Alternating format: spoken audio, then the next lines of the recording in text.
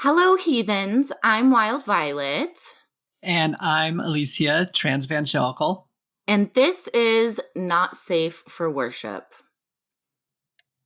Yes, so this is Not Safe for Worship. This is a new project between me and Wyld Violet, where we are going to be talking about a lot of sexual things. So this is kind of a test episode to kind of practice and stuff, and we'll probably drop before the uh, actual series.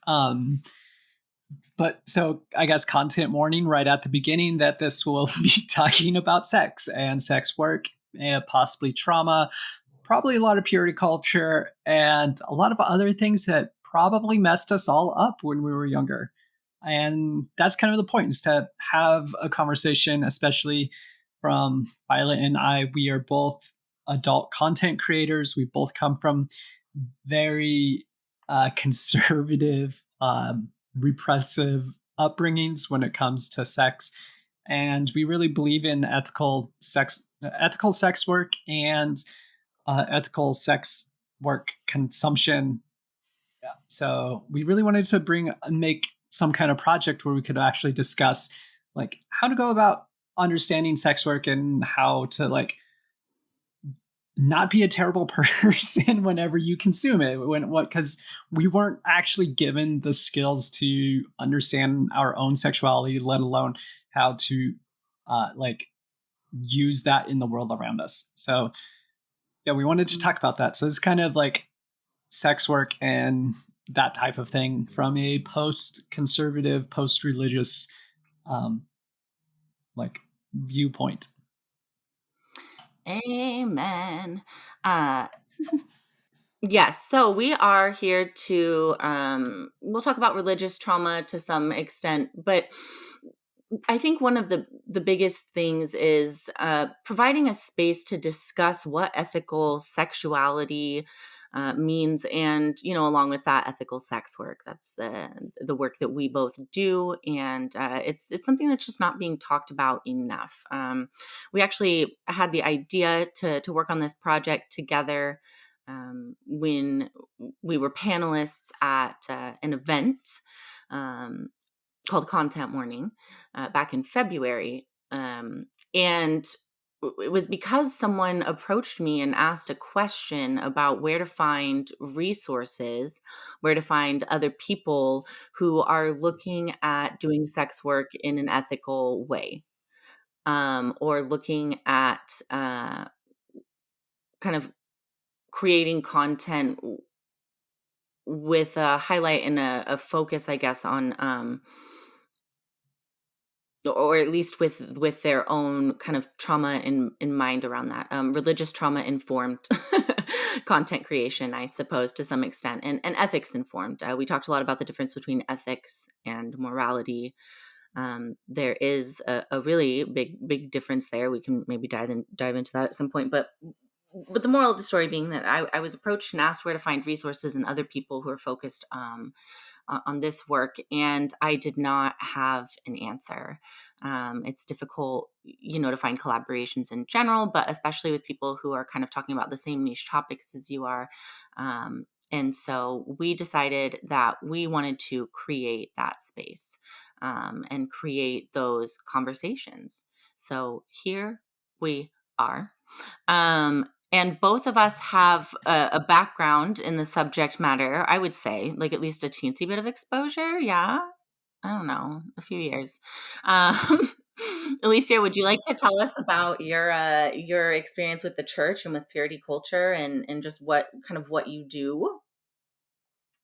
Yeah. So, I mean, being a trans woman means that I went through the male version of purity culture, which is very different than what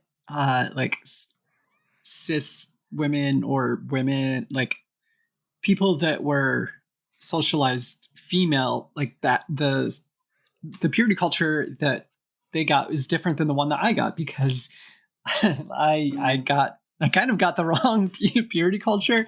I don't know if that's the right way to look at it. We all got something wrong out of purity culture, but Well, yeah, you got Um, You got the opposite wrong?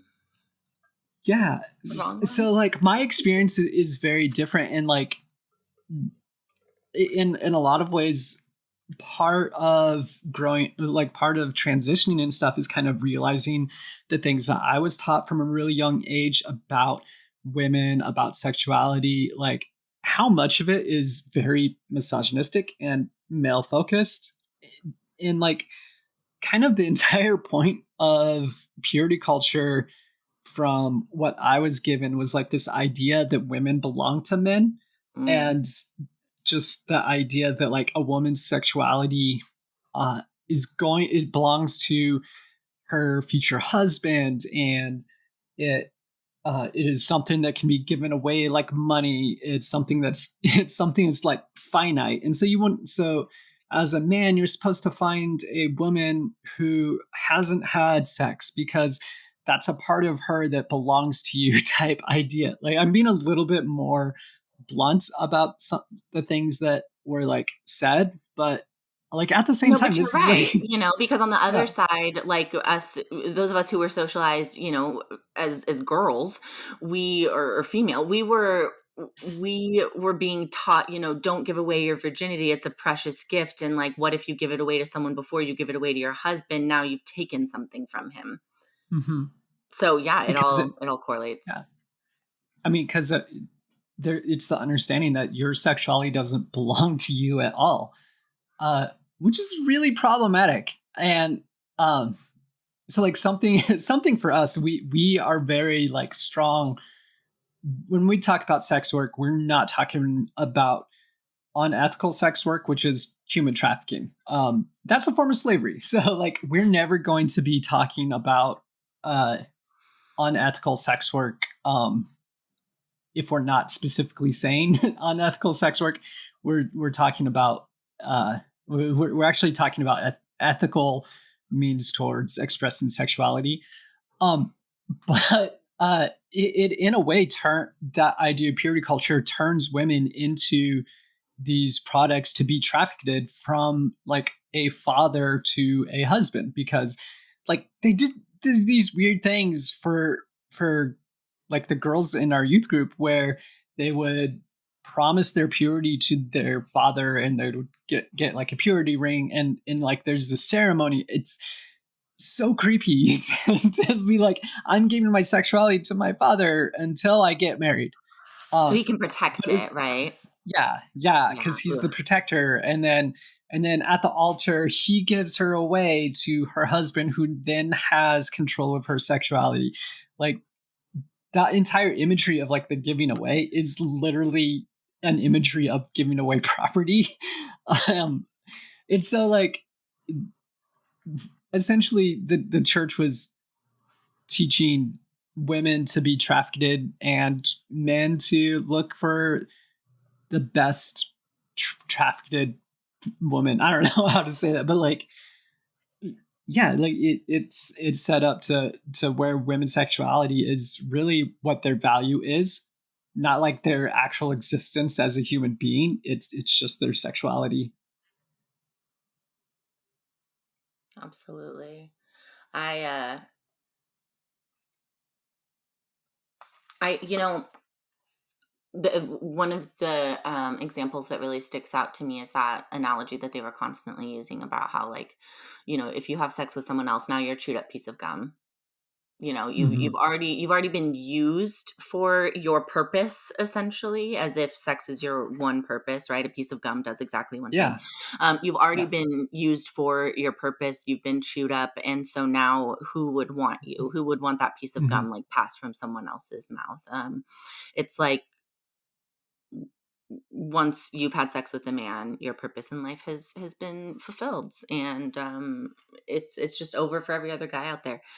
It's it's an interesting But if you, concept, of course, the commodification of women's bodies and the yeah, misogyny inherent in it. That's absolutely true. How did I mean when you were growing up, in your exposure to this, how did you see that? Did you hear any of those weird analogies on your end about what it looked like to choose the perfect Christian woman, or Um, did did you get told all this stuff about, like, you're gonna be a crumpled up piece of paper? Yeah, we definitely did get that in the like co-ed purity culture stuff. Like, whenever the entire youth group's together and they talk about stuff like that, everybody gets that. But then, like, Yeah, the if no you purple ever ink, the set, leave room for Jesus, the yeah, yeah. we did get all that stuff. But like when we would separate in between like boys and girls and like have a men's talk, like it was almost always only about pornography and Mhm. that you should avoid pornography. Uh, and so like we were probably getting a much different like um again a very different education in those Yeah. than what you probably were. I don't know I wonder did you. how much did you hear about self-control? You know, that's what I'm curious about because you're mentioning, like, the pornography, but other than that so far, it sounds like in most of those conversations, the impetus was being put on the woman, like, find yourself a pure woman who hasn't sinned. Um, how much I did you talk about yeah, sorry. I remember one time, it might have been like my senior year of high school or my freshman year of college. I'm not somewhere around there, where somebody said that uh, it should be up to the men to ensure that you don't have sex, and that was the first time I had ever heard that concept, Mm, and like to me that was mind blowing. Like yeah, like I was fully in on Christianity and evangelicalism and purity culture. Like I was all in. I believed everything that was being taught to me. Um, all this stuff about sex, pornography, all these things. So like to me, I felt like I was doing my best trying to live the best life. mhm. And this was like the first time that anybody had ever said that, hey, men, you can actually be the ones to like you can actually take it into your hands. Exercise self-control or what yeah. Yeah.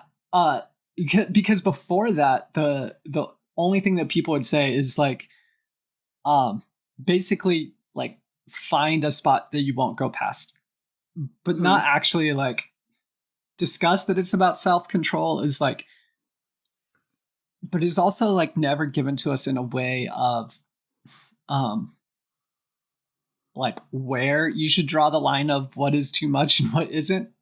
So it's like just don't have sex, and so it's like, so interesting. I know yeah. we're gonna talk a lot about how purity culture is inherently misogynistic and we often talk about, how negatively that affects women, but it's interesting to me this picture that was painted for both of us, I think it wasn't kind to the boys either. I was kind of given Yeah, it definitely isn't. that same education where it's like boys are just testosterone fueled machines. They don't know how to control themselves. And because they're, essentially animals, like you have to be careful to Mhm. cover up. You have to be the one to state the boundaries. You have to be the one to stop him as if you actually could, if you really wanted to. Yeah. Like, I just, it's interesting. It's interesting to me. Where like men are viewed as completely out of control and somehow our sexuality is the means by which we control them, but at the same time they're using that as a mechanism to control us. It's a mind fuck. Yeah, it's so we were definitely taught to like don't pursue a girl who dresses immodest. Right. But it was so it wasn't necessarily framed in the way of because she's going to tempt you. It was more framed in the idea that she tempts other men. She's a Like, slut. She's impure. You can't trust yeah, her. Mhm. yeah. Um, and so like we were kind of taught to look specifically for like I guess I said men. I've been saying men and women, but we were boys and girls that were That kids. I was mean, very yeah, but yeah, yeah. yeah. um, But mhm. But the idea was also that we would be men and women who continued this. This is the thing, though, they weren't just yes, purity culture, was designed to kind of directly affect us for a certain period of our lives when we were resisting having sex until we got married, but it was also designed, I think, to stick with us forever, that we Oh, would of course. conduct ourselves in this way, and I think that affects the way that you do marriage and, like you said, the control of sexuality, the way that carries over. So, they talked about how to be pure men and women all the time because, what if you didn't get married until you were 35? Like, you still have to follow the rules. Yeah. Yeah, you do. And but then once you do like get married, men are basically told that once you get married, like you can have sex whenever. Mhm. And honestly, we were kind of in like this weird way of plausible deniability, like told that we could have sex whenever. Um, but like at the same time, there's like little hints at like you know to like have your wife want to have sex with you, so it doesn't quite sound like rape. um but then at Yeah. the same time, like Well, and I we were like taught the I same we on the other side, we were being taught that if your husband wants to have sex, if you feel like it or not, that it's your wifely duty to, yeah. you know, rise to the challenge, if you will. So it's like you don't force your wife to have sex with you, but at the same time she's getting the narrative of you need to put out for your husband.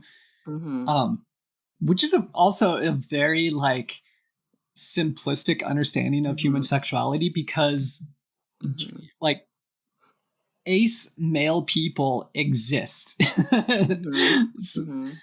it, Well, but he is also absorbing the message that he can, confidently approach her and never expect rejection. And then it's, mhm. reinforced. So yeah, it's a gross, ooh, it's gross. but but also like the man is supposed to be the head of the house, and so if a wife is not being a loving wife, then there's something wrong with her not being Not with him. a Christian woman. So if she's not putting out or she's not feeling like it, then she's in the wrong. Like Right. If your if husband happens to be a sex addict and he wants to have sex 7 times a day and you aren't meeting his needs, that's your problem. yeah. And Yeah. also like masturbation wasn't a thing. um, yeah, we were Right. definitely That's taught definitely to not not allowed. masturbate. Um, No, no. Don't be fussing with your sin uh, cave or your sin yeah. Uh, stick. I don't. so, I don't. I don't think it was. we we men don't put their men parts down using religious terms. Mhm. Yeah, yeah. um, So, I okay, like. you obviously have, a lot of exposure to purity culture. For anyone who doesn't know, obviously you grew up in the church, Mhm. and how did that kind of catapult you into this? Like what we're talking about post-Christianity. What's your story with that and where do you fall on that spectrum? Can you tell us a little bit about what you do? I mean, a lot of times I still say that I still identify as Christian because it pisses a lot of people off. And I hold to that. I I'm know. clapping silently. Yeah, I don't know. To me, there's still something like really kind of special about the Bible and some of the stuff that's in it. There's a lot of terrible stuff in the Bible. There's some also like really cool stuff in it that is was way ahead of its time. Uh, and I think that's really cool. I think Jesus is legitimately a type of person to try to like be similar to. Mhm. Not like white cis het Jesus that we have in evangelicalism, but Mhm. like the Jesus that cast shade at the empire like all the time. um Yes. like because like studying the Bible, that like the book of Matthew is the first book of the New Testament, and like it starts out casting shade right away at the empire because like it starts with saying that Jesus is going to come and take away the sins of his people. Um, but that picks up on a an idea that was brought up during the intertestamental time, so the time in between the Old Testament and the New Testament. There's actually we have books from that period that are called the Apocrypha. But the idea of the sin of the nation is that the nation had sinned so much that God decided to judge it, and they became like destroyed and under control of another nation. And then forgiveness and restoration from that is rebuilding the nation, rebuilding the temple, that type of thing. Mm-hmm. So when Jesus shows up and they're like, he's going to take away the sins of his people, it's actually this slight saying he's going to liberate people from the empire. And Yeah. yeah, it's not this So idea you of call like, yourself a Christian so that you can stand over there and be like, "Psst, people, let's get liberated." yeah, I love that. I love it. And clearly you do a lot of studying, as you said. You've got some education, I feel. I do. I have a master's that took longer than it should in multiple seminaries to get my master's, plus a Bible college education. So basically, I've spent my entire adult life studying Christianity. Wow. And an understanding of biblical languages, right? Yeah, Yeah. yeah. And Amazing. I was a Wish I linguist had that one. for 9 years as well, so a lot going on. But I'm not the only religiously educated person in this podcast, so you got to share yours too. That's true. That's true. Yes. So I have a bachelor's in theology. Gosh, I graduated in, I'm not going to tell you. It's been a second. Um, but I mean, you're still younger than me, not like a so minute and a half, but like a second. Um, so, but anyway, yes, I have a bachelor's degree in theology, kind of from a Christian perspective. Of course, we studied, um, yeah, from a Christian theology, studied theology theology. from a Christian perspective, but of Yeah. course, we studied outside of just the denomination Mhm. of the university. So I never went on to seminary, anything like that. I did 4 years as a youth pastor, and did, a lot of study during that time, and preaching and speaking and learning and growing and all the things. Um, and then I deconverted in my very late 20s, early 30s. It was kind of a long process, to be completely honest with you.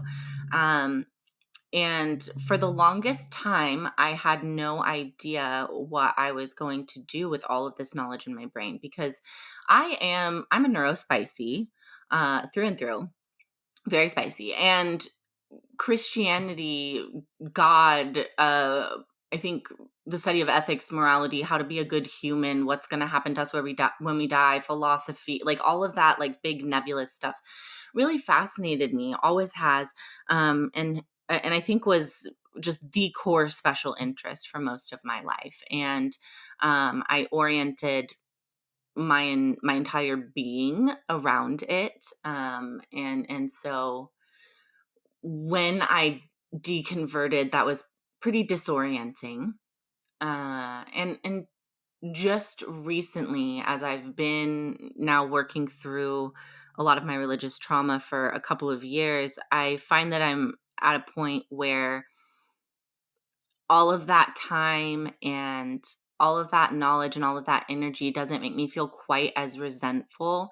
Um, there are interesting things in there. And even though I would consider myself probably somewhere between like agnostic and atheist, but just generally anti-religion in all of its forms, um, I would say that there's so much interesting stuff in the Christian scriptures, even as just a historical document, or kind of an archaeological, you want to get into an understanding of human sociology from a long time ago. Um, Yeah. I just there's really fascinating stuff in there. There are some brilliant concepts. I don't have to believe that Jesus was God to at least want to pick it apart and keep looking at it. And I think I haven't looked at this stuff in a really long time. I'm going to have to refresh my memory on a lot of the deeper theology stuff that we're probably going to get into eventually. But I I guess I kind of feel now like the gift of having all of this in my mind is that when I entered sex work, I really did it with a passion for creating ethical content. And the fact that I've deconverted, that I used to be a youth pastor and now I get, naked on the internet and we worship only at the temple of pussy, whatever, like that had always been a part of my work. And then to realize that I could bring these two things together, that there are so many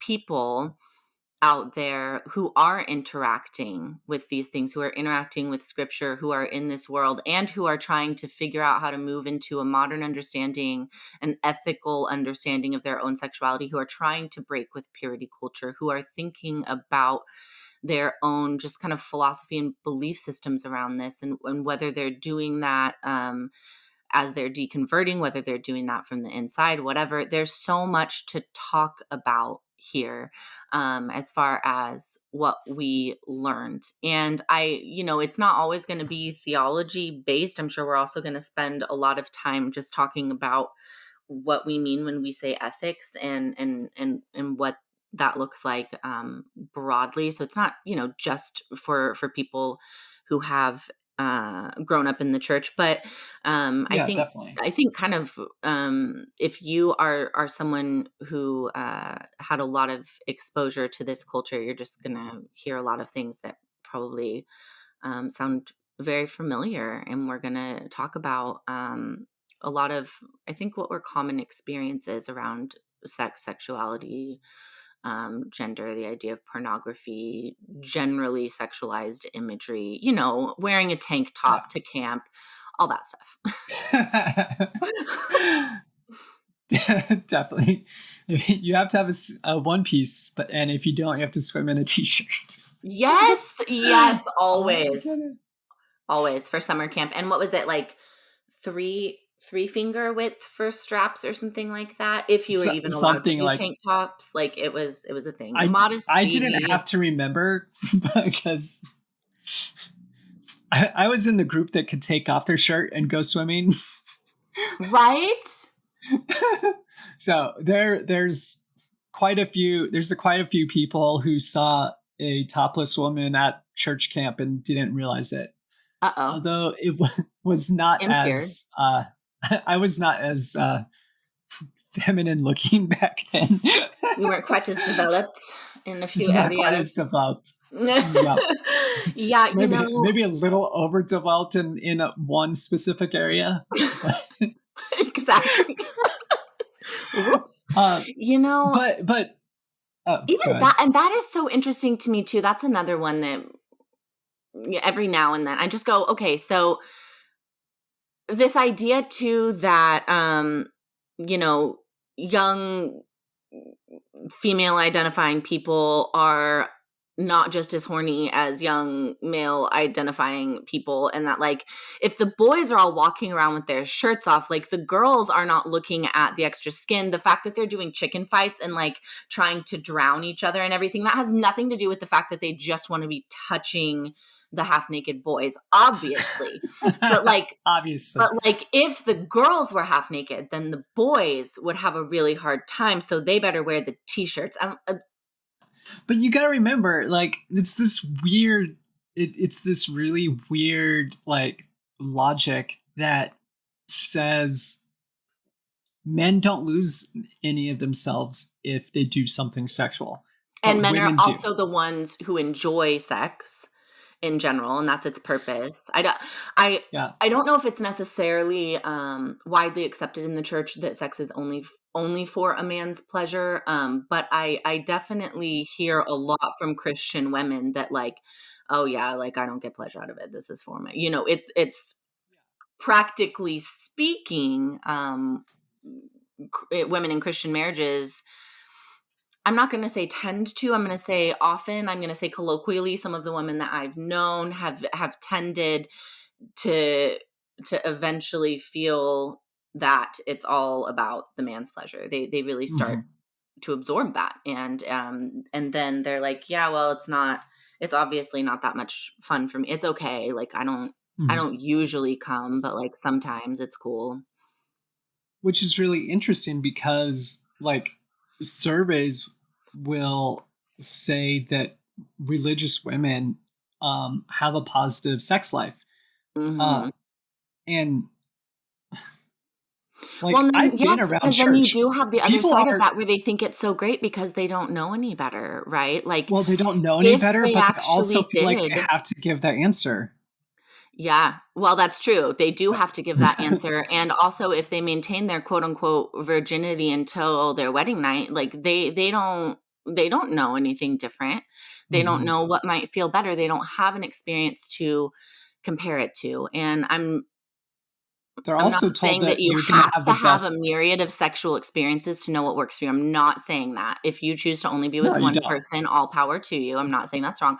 Mhm. But I will say that, like, for me, for instance, I was married to a man for like a decade before I realized that I was a lesbian. And now that I have, the kind of sex that is honest for my body, as I say, like, it feels Mhm. like the most honest thing I've ever done with my body. Now that I have that kind of sex, when I look back at the sex I was having when I was married, it like it gives me the ick. But when I was married, I would have said, like, yeah, he's good at this. I think it's normal that he wants it so much more than I do. And like, yeah, he's good at it. It's fine. Like, it would not have Yeah. occurred to me that it could get so much better. And that's, I think, one of the that's part of I think that's also part of the reasoning, maybe, for, you know, telling women that they need to wait. There is no Yeah. comparison there, and there's a level of loyalty that's different if she's not thinking about all the better things that could be out there. If she just assumes, Yeah. "This is it, you're gonna get Well, married, God's gonna bless your sex life because you waited, and it's gonna be wonderful, and this is what it's meant to feel like." and that's the thing is like people are told that if you wait until you're married, then you're going to have the best sex life possible. Yes. That just is that's just Bingo. like that's not necessarily a lie per se, but if you end up having the best sex ever after just waiting for marriage and you only have are only married to one person and whatever and you end up having the best sex possible, you're just lucky because those things are not correlated at Yeah. all. Like Yeah. honestly, you're going to chances are it's going to start out really bad. uh, Yeah. and like then at the same time like men, I was never told to like try to be better at sex. Like I Mhm. did because like I actually do want You're a my caring partner to person. have a Yeah. good time. Yeah, like we weren't told that, and I know guys who did not think that that was a man's job. Like, yeah, hands down, Oh, she's to supposed to make try it to fun for make everyone. Yeah. yeah, like it's her job to make it fun. Like, yeah, it's like Yikes. the sex is there for the man. And that's yeah. And the thing Well, is like these are the guys that the church is like, oh yeah, they're one of the good ones. They're one of the ones that you mhm. want to end up with. It's like no. Mhm. Yeah. Yeah, and so, well, and just to, like, going back for a moment to share this, make that make sense, I guess I should say, I was married to a man for a decade, and as you already heard, figured out that that I'm a lesbian. But um, before I married that man, jumping back a bit, I did maintain my virginity, quote unquote, until my wedding night. I received a purity ring from my grandma, actually, for my 13th birthday. It had real little diamonds in it, and I felt so fancy. And I wore my purity ring on my ring finger until my ex husband put a promise ring there, and then a year later an engagement ring. And so That was the concept that I was taught. Yeah, that I would wear this ring until a man put a ring on that finger to signify my commitment to, and kind of almost betrothal to, if you will, to God. And this idea that I was also kind of, it was almost like you were pre-married to your future husband. Hmm. They would you I would be told that I should pray for my future husband. People would suggest that I Hmm. write letters to him, that I be actively saving my virginity with this idea in my mind of this husband that I was going to have. And so this ring was a symbol of like what I was saving for him. It kind Hmm. of feels like I was married to my husband sexually from the time I was 13 until the time I divorced him at like 30. Well, I mean, that's a narrative that's given, right? Like Mhm. your sexuality belongs to your future husband, and God has someone out there, and you just have to wait for them. And so you should pray Mhm. for them to so they remain pure, right? Like that's that's the idea behind that. Oh The my God. guys I will had a never. friend in college who wrote a song about like her future husband. And she has a really beautiful voice, and she's a really, really beautiful human. Um, I don't want to just like for it to feel like I'm bashing her, adore her, but she had written a song that I heard for the first time our freshman year of college. Maybe she wrote it before then, but it was a song to her future husband, and it was like all about how she was waiting for him and was he waiting for her too. Sorry, I'm supposed to take Adderall now. Anyway, the song was, I'm waiting for you, and are you waiting for me too? And I wonder, sometimes I think about this, sometimes I wonder about this. I pray for you that, it was all these things. And it was a Yeah. gorgeous song, and I loved it at the time, but also it's a great example. It's a great snapshot of very much how we were taught to think that we're going to be writing this like tender love song for a man that we haven't met yet, who we're waiting for. And we're like, are you waiting for me too? It's pining. And I'm sorry, but it's setting you up for disappointment, because It really is. even when you go through purity culture, the how many people necessarily make it to their wedding night without having had sex? I mean, not necessarily everyone who is immersed in purity culture waits either. So, Mhm. um, oh shoot, where was I going with that? Walk me back, walk me back. Well, yeah, you said not everyone who's raised in purity culture waits. And that that that's why they would like teach us that concept of second Revirginization. virginity or Yeah. yeah, that which I say I had bottom surgery, so I took that seriously. Oh Um, my God. nobody can say they that nobody You're can say that they recommitting your virginity to Christ. That's so sweet. Oh my God. But you're right, like it's setting people up for failure and not Oh actually yes, like. it's setting you up for disappointment. That's what I was gonna say. Because Mhm. you save yourself, and you pray and you hope and you dream that this person's waiting for you too, and that's the mark of their loyalty. That's the mark of their love. That's the mark of the fact that they loved you too before you met, and that they also, have waited for you with all this hope and with all this commitment and whatever. And then you get out there and you meet people and you date, and if you do happen to be one of the ones that has waited until your 20s or whatever, and you're starting to meet potential life partners, how many of them have actually waited? And that's now your expectation, is that somehow they Mhm. can't give you something vital. Somehow they're taking something from you. Now you feel this grief over having lost something. And there's this immediate feeling that somehow your partner is a little less, like can't quite give you Yeah, yeah. everything. Like even my mom, who she she's only had sex with one person, which is my dad. But my dad had sex with other people. Hmm. Um, and to this day, she still grieves that. Hmm. And it's just, to me, that's just so incredibly, like, it's devastating. Like, Well, and that was my my mom situation doesn't too. deserve that.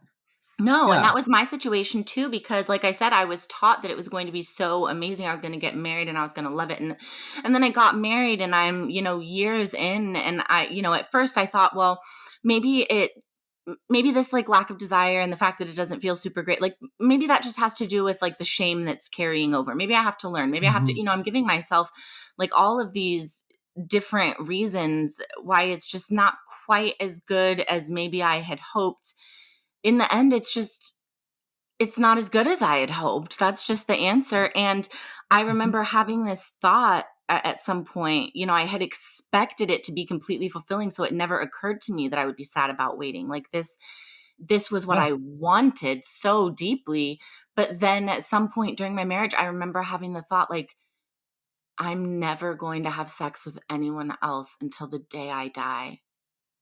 And oh my God, I can't believe I'm admitting this out loud, but honestly, the first thought that occurred to me was like, oh, maybe he'll go before me and I'll have a chance. And Mhm. then because that was such an impulsive thought, and the devastating Yeah. like guilt then that I felt after I thought that thing, I was just like, oh my God, what is wrong with you? But I genuinely felt like this dread and this idea that like I might never have any other chance to Mhm. to experience that with someone else. And at Well, the I time I mean, was still telling myself that I was fulfilled in my sex life, so mhm. as Yeah. much as I ever would be, so that was a horrifying thought to me, but it was a real one. You aren't the only person that I've heard say stuff like that, because there's that, once you realize that you've kind of been lied to, and like, a few years in realizing that this isn't what I was promised, um it's Because you it, eventually start to go, like, you assume this is just how it is, and then you eventually start to go, "Is this as good as it gets?" And some people get back to, like, "Okay, I guess this is it," and some people just can't. Some people start to go, "Is this as good as it gets?" And I was yeah. one of those, and I just couldn't handle it But anymore. I don't, I think that's a completely valid response. Mhm. And I think the idea of, well, maybe he'll go first, like, that sounds awful, but at the same time, like, your ability to consent was taken from you. It was. And it And also it demonstrates, I guess, to some extent, my commitment to him, because as unhappy as I was in my mind, it never occurred to me that I might be unfaithful or do anything like that. It was Yeah. just this like I would have to wait until he was gone because marriage is forever. Mhm. And Mhm. which is why that occurred to me rather than anything else. And yeah. Honestly, within the Christian framework, the that's the nicest way to think about it, because, like, cheating on your spouse or divorcing, like, those are like terrible, terrible, terrible things. But if they die Right. Just waiting them by out. natural causes, like, You're they not supposed to might go think to, about that, but like if it happens, that's fine. yeah. And you're both Christian, so he'll go to heaven, he'll be in a good place, and then you can try things out, right? Like, Yep. honest, like, logically, it is the nicest The framework from kindest, a yeah. Christian perspective. Yeah. Which is so, Yikes. yeah, which is so Yikes, messed which up to really think. says Like, something, right? Yeah. yeah, it really does. Uh, yeah, so, And of course, the uh, kindest framework for that in general, it would be like, restructure your relationship or break up. But that's not mhm. something that we can talk That's about not within the Christian. Christian There's church not either. There another. is one structure. Yeah, There's exactly one. And if it doesn't work for you, yes, it does. yes, it does. If it doesn't Mhm. work for you, it's because you're doing it wrong, and so Right. you gotta keep working at it. If it doesn't work for you, it will work for you if you make God happy enough. Yes. Sure. Yeah. You're just not submitting to God enough. That's Mm. really what. Have you Or to tried your husband. praying? Have you maybe tried if prayer praying about isn't, your sex life? Maybe if yeah, you talk to Invisible Sky Daddy about it, your husband will magically figure out where your clit is. yeah. I This is don't where we find out that Magical Sky Daddy isn't much of the daddy type. Magical know. Sky Daddy hasn't helped any Christian man find the clit. He actually doesn't care about your sex life. So we have been recording for about 45 minutes. I know that we do have a stop time, so let's shift. Most podcasts do like the funny, hilarious part stuff up front. Apparently, we're going to do that backwards this time, and we are going to do some bad Christian takes when it comes to sex. Maybe we should just call it Christian sex takes because it sounds like Christian sex tapes. It's a K, not a P. Yeah. So have you seen the Desiring God tweet that's been going around?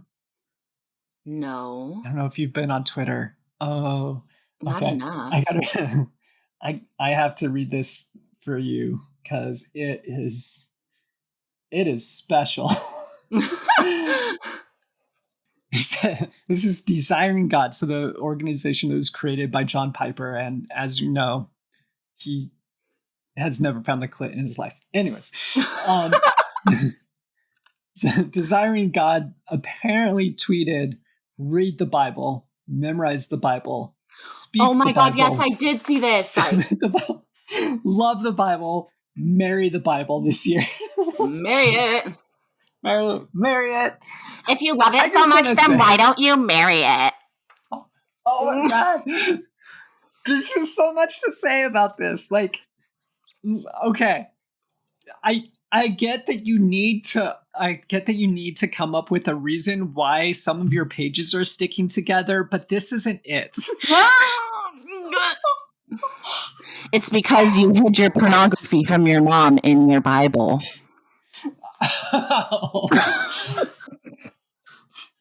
But like Desiring God is very like anti-trans, anti-gay, like all that stuff. But they put this out mostly talking to Christian guys, but they tell guys to submit to the Bible and to marry the Bible. They're just telling a bunch of guys to become women. Is like that's what's going on. Because wives are the ones that submit in a marriage. That's Not right.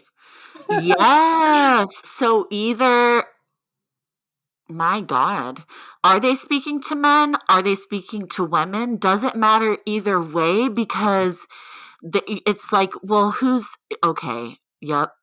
Yep. So have they just accepted now? They've just decided everyone is non-binary and this teaching just applies to everyone? I don't know, or maybe the Bible's non-binary.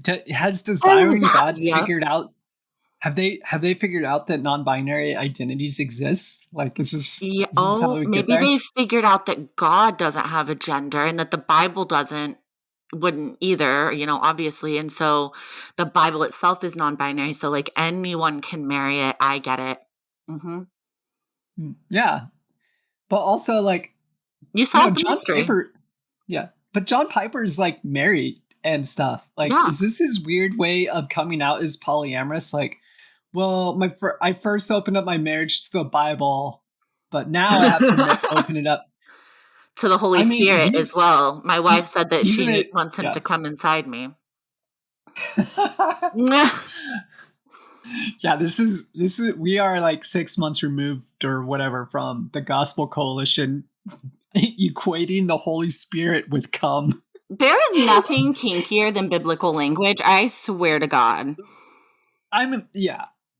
To be fair, like there actually is a lot of euphemism in the Bible, There's so especially much. like there is, and like it does have its place. It's not necessarily bad, but when you have evangelicalism so disconnect sexuality from like Hmm. your entire life experience, when they try to add back that imagery, It's creepy as fuck. Well, and we'll get so far into this, I'm sure, but so Oh much of yeah, we that definitely too, will. so much of that, this understanding that like there's some sort of aversion to sex in the Bible has to do with uh, misunderstanding of cultural context and with Mhm. translation errors. So there's such a misconception that the Bible doesn't have anything positive to say about sex, or that it has negative things to say about sex in general. It's always, or typically, about really specific acts and ethics, and so. And anyway, we'll get further into that eventually. Yeah, we're definitely going to be talking about stuff. Mhm. I want to see if we can join Go Home Bible. You're drunk. The two of us, and then we can talk about the passage in Acts where um it might indicate that Paul was a sex worker. Uh, Please, that would be. Can you imagine if uh, please, me, Justin, and Tori were? please. Oh my God, that's perfect. Yeah, Anyone else I want wanna to hit hear them up and be us like, collaborate with specific podcasters or content creators that you want to hear talk? Let us know. or if you are a podcaster, content creator, also let us know. Um, Yeah. yeah, and also hit us up. We're gonna drop this before our actual series starts dropping. So I think that Mm-hmm. we'll probably post this on non-podcast places Mm-hmm. first because apparently there's algorithms in podcast platforms that you don't want to just drop a preview episode and then leave it there for a month because then it'll kill you kill your algorithm apparently. Be on the lookout for whenever we do actually drop this, and hit us up with ideas, topics you want us to cover. Um, it can be like um, religious type related things, or it could just be random, like more sex related things. I'll be honest, like I am very open whenever it comes to like transitioning and stuff. And so if you want to know the details on transitioning, like we can talk about it. There is some Yeah, we weird do. stuff. There's some fun stuff. Um, there is a lot. So there's We just so much that we can absolutely talk want to about. talk Yeah. about your experience with transition. It would be just really fun maybe to do some topical episodes on each of us. So maybe one of them is on you, and we can discuss your transition specifically, and one of them is on me and we can discuss my lesbian epiphany specifically, and then one of them is on you and we can discuss your, yeah, whatever, you know what I mean? Yeah. If you want to do a Plus we couple like do that or whatever. and we do plan on having guests. So people need to be on the lookout for when people are joining. I do already have people that have said that they're going to join us. That is going to be a lot of fun. But I don't really want to like say names and then if scheduling never works out, it never happens. So, but Plus, like, it's a we do secret. have You fun have to people. come back and listen to us again It's a to secret. find out. You got Yes. to pay attention. All right. Like, stick Yep. with us. Okay. So when it comes to where to reach out to us, if you want to give suggestions, or if you have a question that maybe you'd like us to talk about, there are a couple of different ways that you can do that. So I myself am Wyld Violet, WYLD VIOLET on Twitter. You can Twitter, X, whatever. It's Twitter, and we all know it. It's Twitter. And It's then Twitter. I am Wyld Violet with two T's at the end on both Instagram and TikTok, where I hardly ever post anything. You can also email me and listen. I know when I was at this conference, right, that I spoke about at the beginning, there were a couple people that I talked to, and I said, yes, I would love to chat about some things. Send me an email. And then I've done the worst possible job at responding to any emails ever. Now that I'm having some more time to sit down and think about these topics, I really am going to try to be better about that. So those of you who have already messaged me, if you happen to be listening, know that that's either something I'll be writing back to or something that maybe we'll be talking about some of those topics on the podcast without identifying you, of course. And if you want to send me an email that I may or may not respond to in a timely fashion, you can reach out at yournewfavoritemail@gmail.com, yournewfavoritemail@gmail.com. It's just your new favorite mail, not your new favorite email. If you put 2 E's in there, it's not going to send. So that, yeah. Okay, that was a lot of details. So that's where you can reach me. Alycea, do you want to tell us where we can reach you? And then maybe I'll tell them one more dumb thing that Christians believe. So, but I do want to augment what you said. If you have a suggestion and you want your name said, just let us know. And I don't know, maybe like somebody has a humiliation kink that they want us to make fun of you on this on the podcast. We might be able to do that. Yeah, But you you have have to to let pay us us know. first. You have to pay us and you have to let us know. But yeah, again, we're Because sex workers. What can't we do?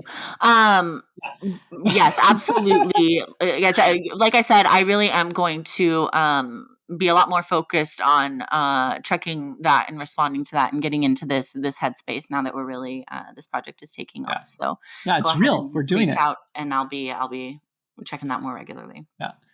And you can find me as Transvangelical on most social media platforms, but I am mostly not active on any except for Twitter. Mm-hmm. Transvangelical. Have you ever heard a better handle in your life? I'm sorry.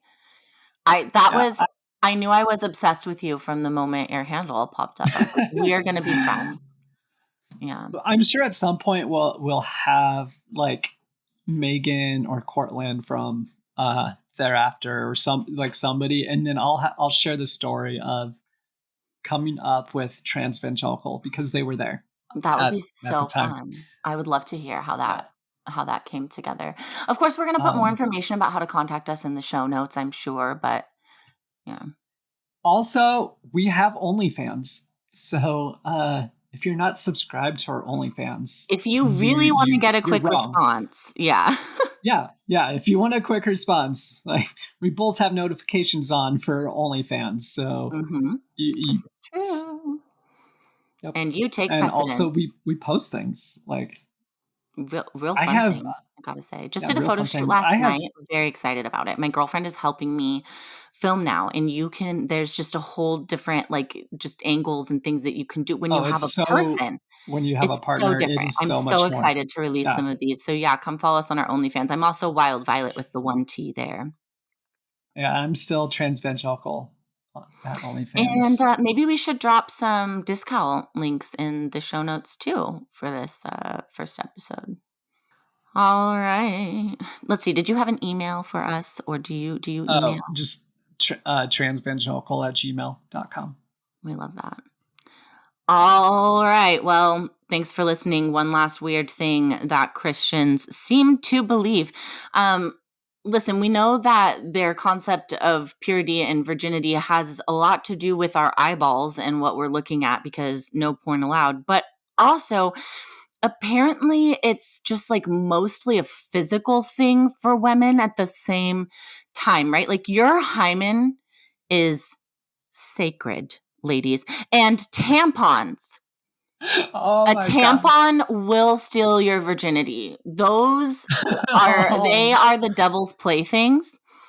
And I don't know if you knew this, but like if you run too hard, you play sports too hard, and like you break that baby, you're done for. Yeah, because it doesn't matter that you haven't had sex. Like you put in a tampon, so you're not a virgin now.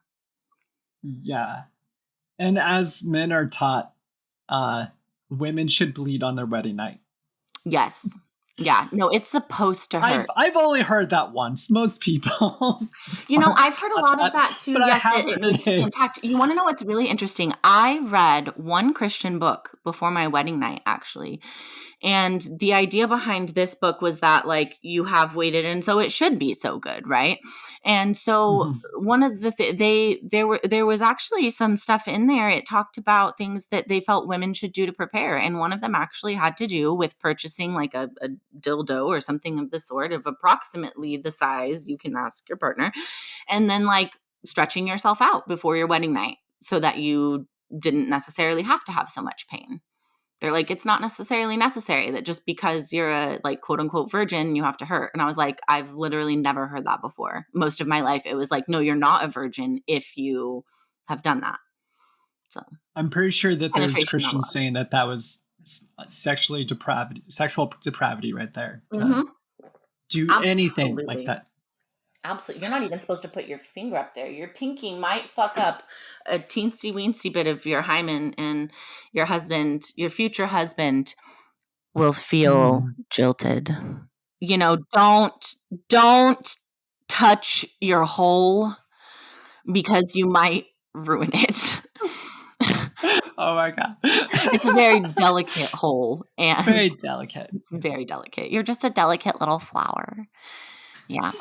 And what you don't wanna become is a chewed up piece of gum. Or a licked Oreo. A lictor exactly. Yeah. Do not enter your sin cave. All right, Can't believe well, that's and a thing. that's all I've got, people. That's it. This Thanks is so much why for this is not safe listening. for worship. This is exactly. Thank you so much for listening to Not Safe for Worship with Vi and Transvangelical. We'll see you next time when we have structure. When we actually Okay. start this. Woo! Yeah.